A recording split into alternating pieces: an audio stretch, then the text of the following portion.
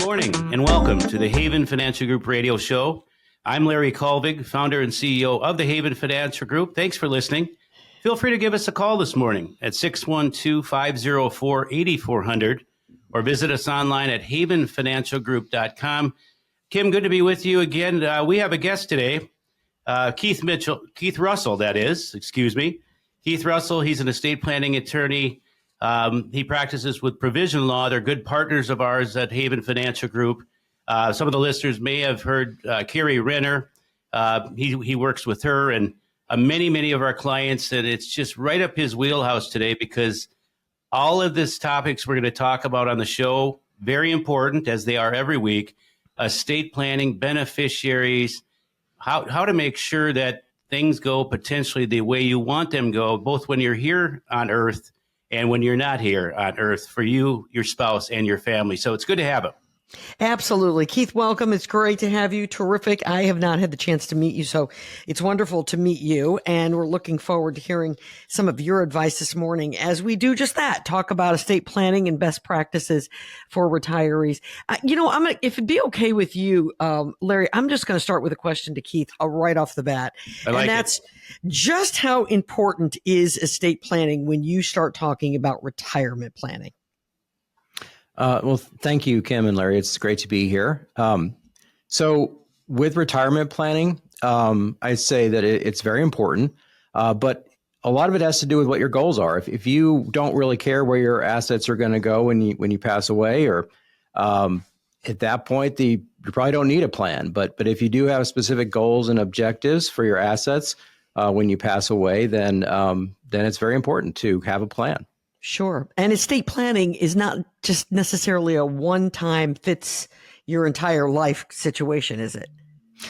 No, absolutely, Kim. That's correct. People at different stages in life are going to probably have different needs. When people are starting out, perhaps they're married now and maybe have a couple of young kids. What they need and their plans are going to be a lot different than, say, someone who is an empty nester and their kids are all adults and grown and living their own lives. Sure, absolutely. And then, of course, as we transition and then we have kids and then our kids are out and about and whatever, life just continues to change. And so do those estates. I know that's been our experience in our life. Yeah, and I'm going to add, Kim, here, the topic today is not a fun topic. If you're listening at any age, this relates to you. Right. And much of society has made this a senior topic discussion. And it wasn't designed just to be a senior topic discussion. It was designed when you got married or when you had kids, accumulated assets, maybe when you bought a house, a variety of these things. Mm-hmm. And again, a lot of times the misconception is, this show is only going to be for rich people. Could not be further from the truth. Right. Sure. Small, medium, or large, big family, no kids. This relates to you. We're going to talk about charities and beneficiaries.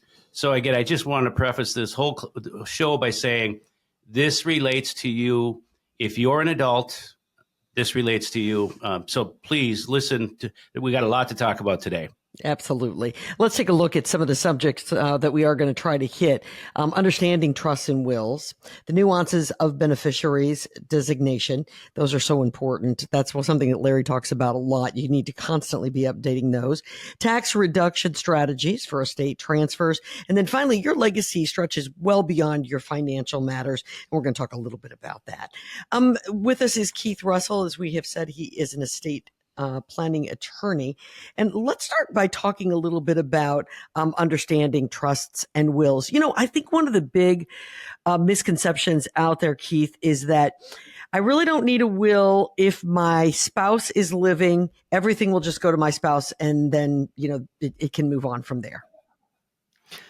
Yeah, that would probably be, again, that failure to plan.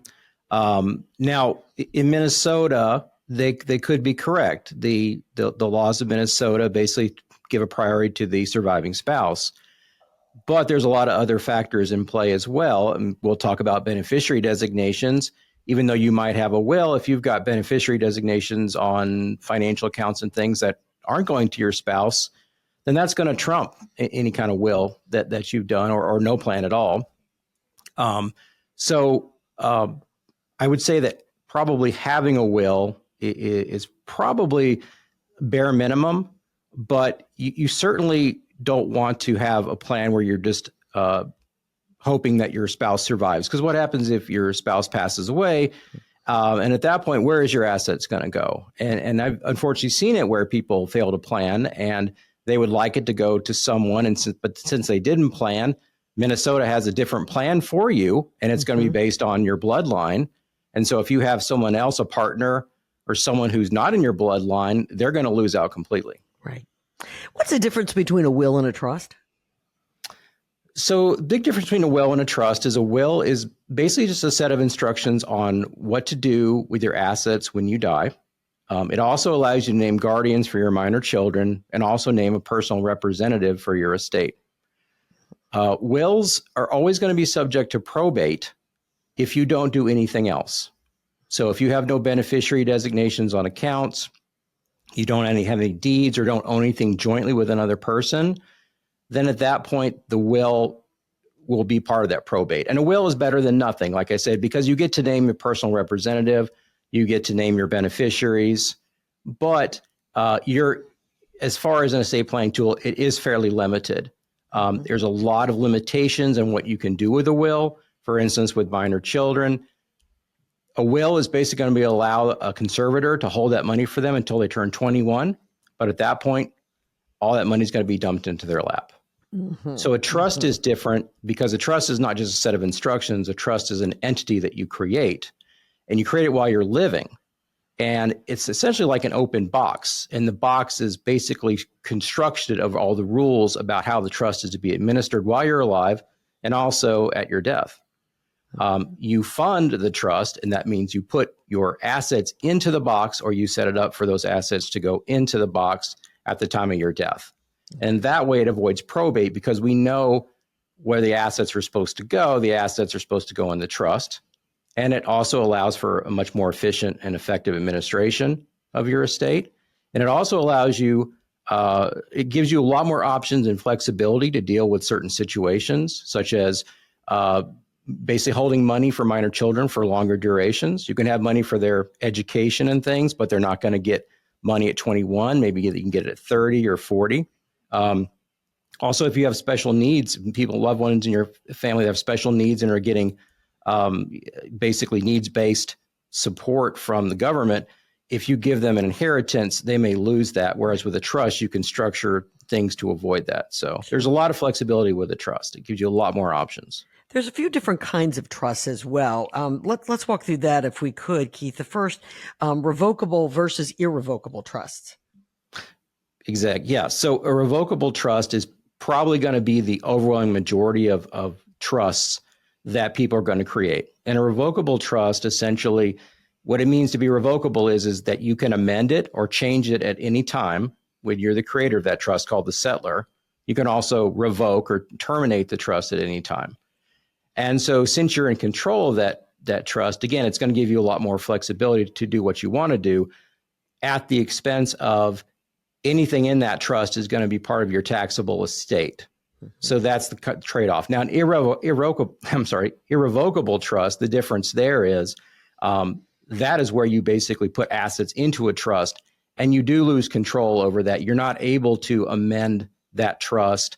So you have a lot less control, but the advantage there is oftentimes you're going to be able to, it's going to reduce a taxable estate. So typically irrevocable trusts, when we see those utilized, it's used for tax planning reasons. We're trying to reduce someone's taxable estate. Sure. When we talked about trusts and wills, you guys have already mentioned the idea of guardianship, of minors certainly can be a part of it, special needs trusts. But let's talk about charitable trusts and how is that set up separate from maybe what you're leaving for loved ones and family? Yeah, typically with charitable trusts, basically you're basically trying to get the tax advantages, but you're also trying to do some guidance and structure how those assets will be used for the charities of your choice. Mm-hmm. Okay. I know we're going to talk a little bit more about tax taxes and how it relates to estate planning a little later in the show. But tax planning certainly can be a big part of this estate planning plan, correct? For tax purposes. Yeah, it can be, and especially, I think we'll talk about it later, but especially in Minnesota, we're one of the lucky 12 states that actually has an estate tax. And so unfortunately, basically anything over $3 million can be subject to an estate tax. So especially in Minnesota, tax planning is important. And again, that's an area where trusts really shine, revocable living trust. There are things that we can do within that, especially with married couples, to reduce that taxable estate that is just not available with something like a will. Do you recommend trusts for everyone that you work with, or is that certain, who qualifies most specifically to have a trust? Sure. Well, we like to think anybody can really benefit from a trust, again, because of that flexibility.